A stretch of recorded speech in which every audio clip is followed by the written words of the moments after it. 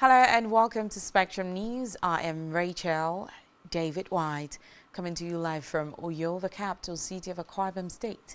Let's take a look at the headlines. President Tinubu directs immediate action plan to halt flooding in Nigeria. Women in Uyo calls for government and private collaboration on girl-child investment as World Girls Child Day is marked today. Plus, UN says over 260,000 people displaced in Gaza. We'll bring you details of the stories and many more in a moment.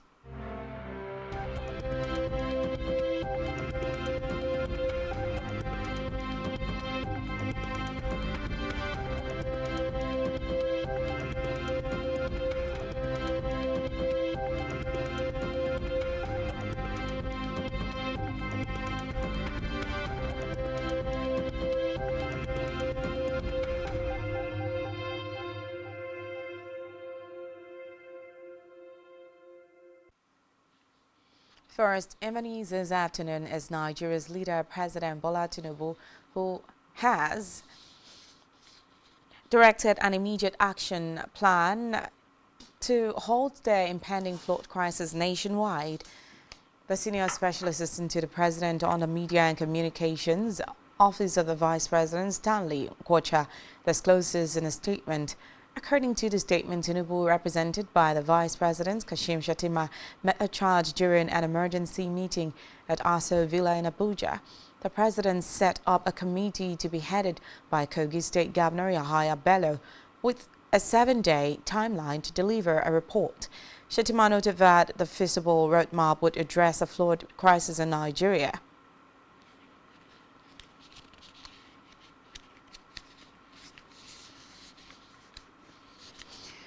In a related development, the National Emergency Management Agency, NEMA, has said that 13 states have experienced flooding. The release of water from Lakdo Dam by the Cameroon authorities. A representative of the agency, Dapo Akingbade, stated fees in Abuja at the monthly meeting of the Water, Sanitation and Hygiene and Emergency Working Group. According to Akingbade, 45 persons have died, while 171,545 persons have been displaced, with farmlands and other property destroyed in the affected states. The spokesperson, while giving an update, said the agency had commenced an assessment of the flood situation with Adamawa with the activation of an emergency operations center for coordination of intervention. The NEMA official added that there was a need for the wash sector to be well prepared, saying collective responsibility was needed to mitigate the impact of emergency situations in the country. And now to the Red Chambers, where the Senate has embarked on amendment of National Social Investment Program Agency, ACT, NISIPA 2023, aimed at moving the agency from Ministry of Humanitarian Affairs and Poverty Alleviation to the Presidency. The leader of the Senate, Senator Opeyemi Bamidele, initiated the bill at the plenary on Tuesday, seeking to amend the National Social Investment Program Agency Act 2023.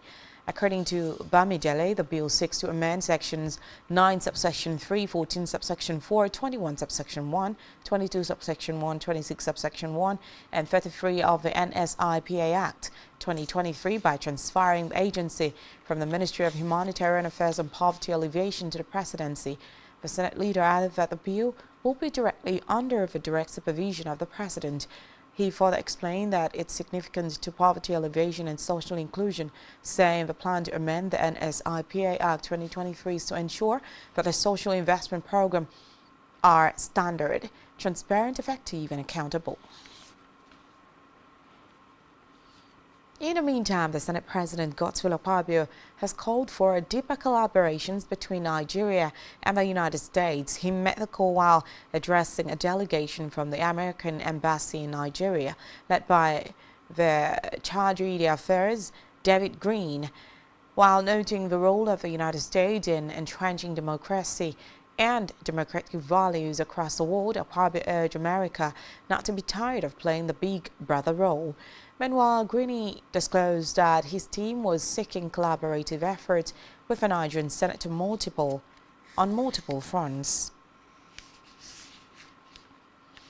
And still from the red chambers, the Senate has called for more military presence in Niger State, following the incessant banditry attacks and insecurity in the state. The Senate also raised the alarm over an impending flood crisis if the current alarming insecurity situation was not immediately checked. The red chamber stated that while deliberating on a motion by the senator representing Niger East Senatorial District, Sani Musa, the senators in their various contributions unanimously noted that the development could negatively affect the food sufficiency and economic diversification policy of the federal government. The Senate therefore urged the Chief of Defense Staff and Chief of Army Staff and the Inspector General of Police to immediately deploy troops to defend the unarmed populace and bring back security to the affected communities. It further directed the Ministry of Humanitarian Affairs and the National Emergency Management Agency to, as a matter of national emergency, provide relief materials and a medical support team to victims immediately. That it was considering the growing demand for the establishment of an international anti-corruption court, describing it as a paradigm shift in its approach to combating corruption at the global level. The government said the corrosive impact of corruption on Niger's development, stability and prosperity could not be overstated.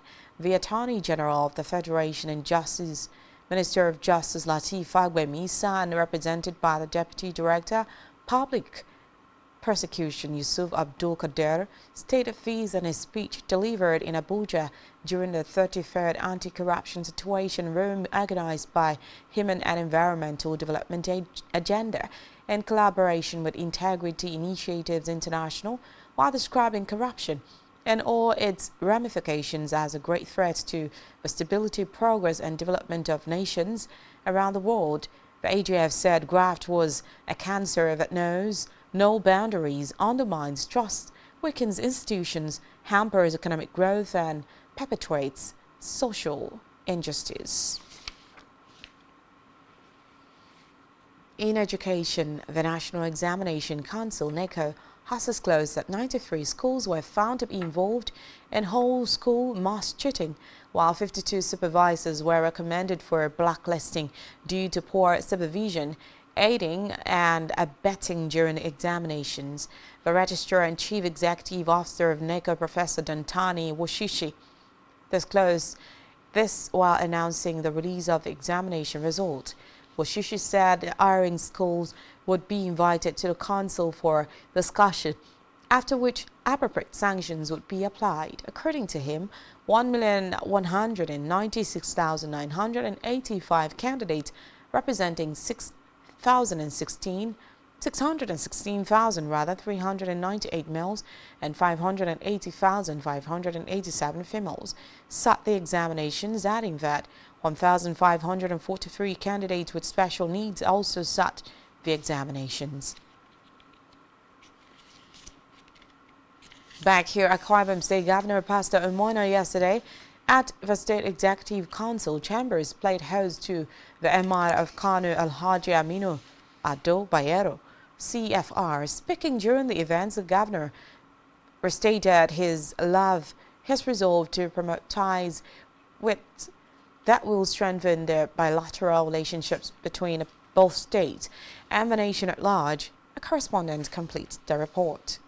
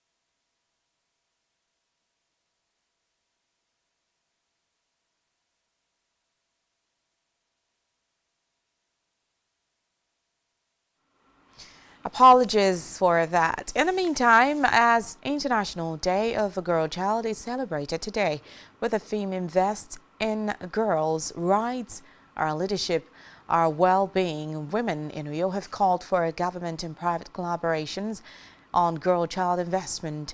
Speaking with Spectrum Television, they talked on the significance of the theme and how a proper investment in girl-child education will empower and make them more valuable in the country.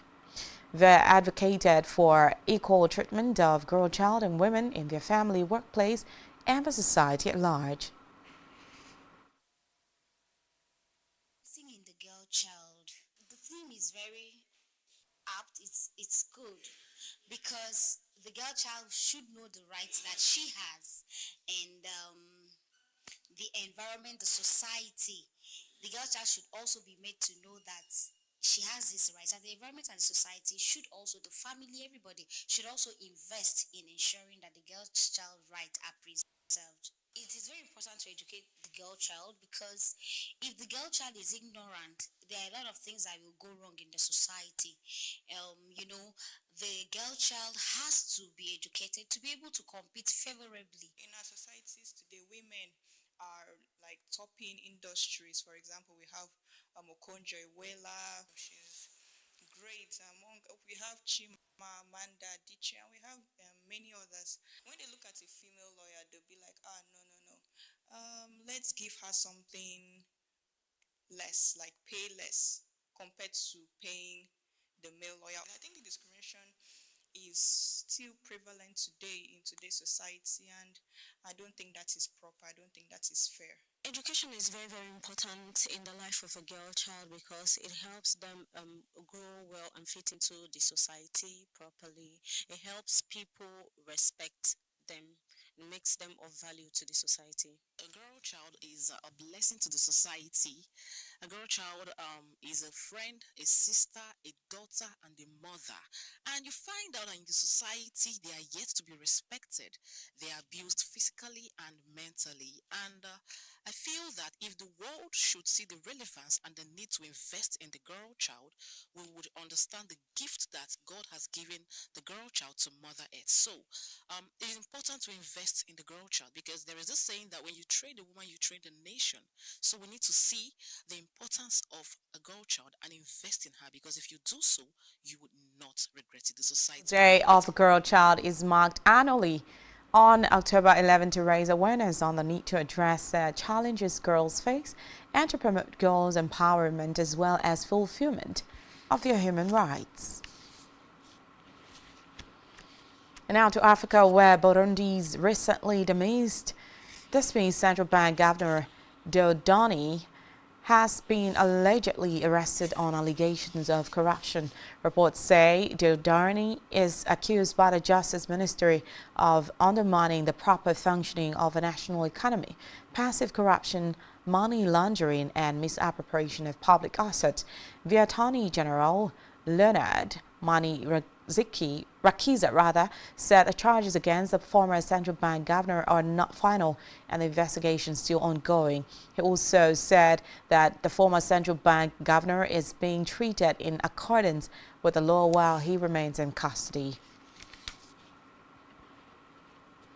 And still in Africa, Liberia's Electoral Commission has commenced vote counting after polls closed in the presidential and parliamentary elections yesterday. The commission is due to begin publishing their first results today. Reports say people in West African nation voted to elect a president, members of the House of Representatives and half the Senate. According to reports, the incumbent president and former footballer George Weah, who's seeking a second term, is expected to face a second round runoff next month.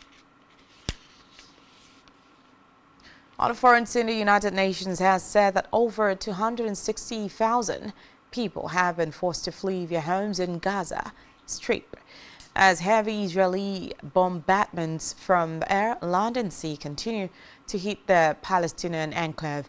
It noted that fierce fighting has left thousands of people dead on both sides since Hamas launched a surprise assault, spurring Israel's reprisal bombing campaign. The UN humanitarian agency OCHA has said around 3,000 people have been displaced due to previous escalations, adding that the bombing campaign has destroyed more than 1,000 housing units and 560 severely damaged.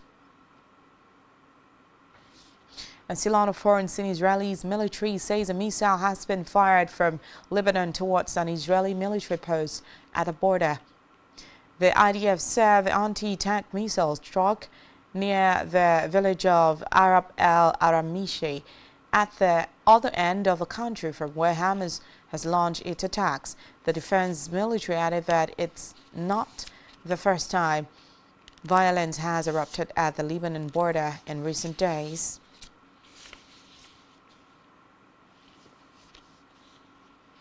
Well, still to come in the news.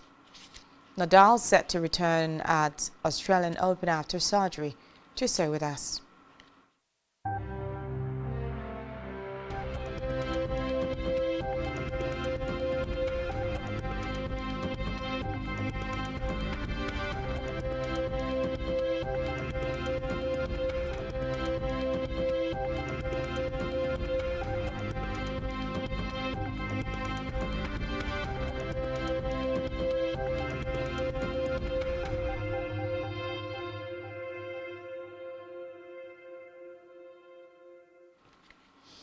Welcome back and many thanks for staying with us.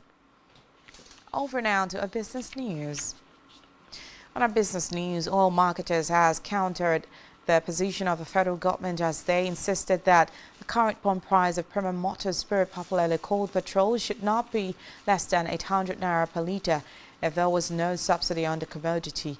The Group Chief Executive Officer NNPCL Melekiari denied the reintroduction of petrol subsidy and claimed that the pockets of queues by motorists observed in the petrol station across the country stemmed from hiccups in products distribution from the south to the north and not a lack of supply.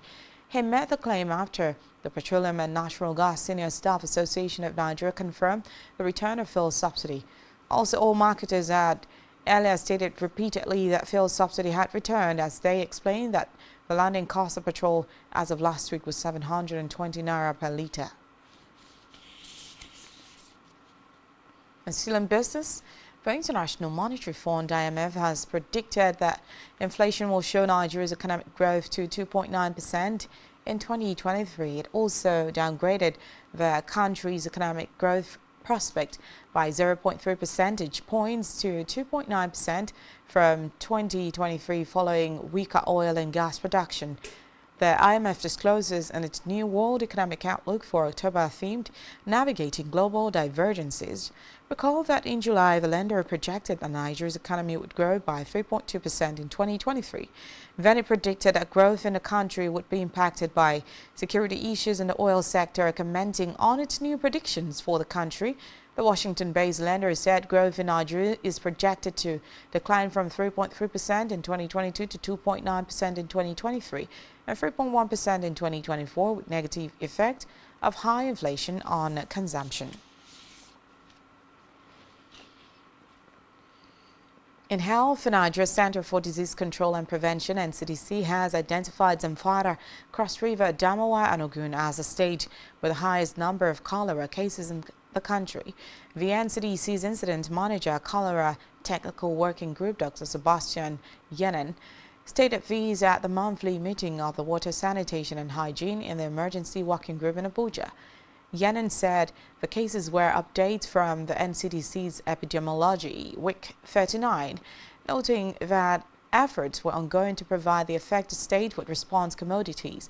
The incident manager added that NCDC's intervention through cholera case management was carried out in partnership with the World Health Organization by distributing infection prevention and control kits, wash kits and chlorine powder, among others. Still in health, the Kwara government has advised residents to disregard malicious rumors intended to create mistrust in people on routine vaccinations in the state. The State Commissioner for Health, Dr. Amina El Imam, who met the appeal during a news conference, observed that such misinformation is intended to dissuade citizens from getting vaccinated. She also dismissed rumors that the state government would use military personnel to force people to get their children immunized. The commissioner emphasized that vaccines save lives, as most dangerous life-threatening diseases have been eradicated through them. In sport, the CEO and Australian Open director Craig Tiley has confirmed that Rafael Nadal will make his return to Grand Slam tennis following hip surgery at the 2024 Australian Open. Recall that Spain's 22-time Grand Slam champion has been out of action since January and underwent surgery in June. According to Tiley, former women's champions Naomi Osaka, Angelique Kerber and Caroline Wozniacki also plan to return after maternity breaks. Meanwhile, the 37-year-old Nadal has said he plans to retire at the end of the 2024 season. Still in sport, 20 players have arrived the Super Eagles camp in Portimao, Portugal, ahead of the team's friendlies against Saudi Arabia and Mozambique. The trio of Kelechi Iheanacho, Fishayo Dele, Bashiru and Frank Onyeka are expected to hit camp today. The Eagles will face Saudi Arabia on Friday, October 13, before clashing with Mozambique on Monday, October 16th. Reports say both friendly games are a part of preparations for the Eagles for next month's 2026 FIFA World Cup qualifiers against Lesotho and Zimbabwe. On our entertainment news, United States-based music promoter Wale Babalola has accused Malian Music and Zeloliski of contract breach and seeking a refund of $45,000. Reports say Babalola, the CEO of Fafia Promotion and Entertainment, in a series of messages accused the management of Malian Music of breaching a contract for a U.S. tour involving one of the record label's artists, Zeloliski. According to Babalola, despite spending over $60,000 to procure travel documents, flight, hotel accommodation, and part payment for performance fees for Zeloliski and his team to embark on a tour, which was scheduled to take place in many American cities, the record label's management failed to honor a duly signed contractual agreement. Meanwhile, Babalola added that attempts to contact the record were futile, and Zeloliski was ported in Puerto Rico, thereby violating the terms of the contract.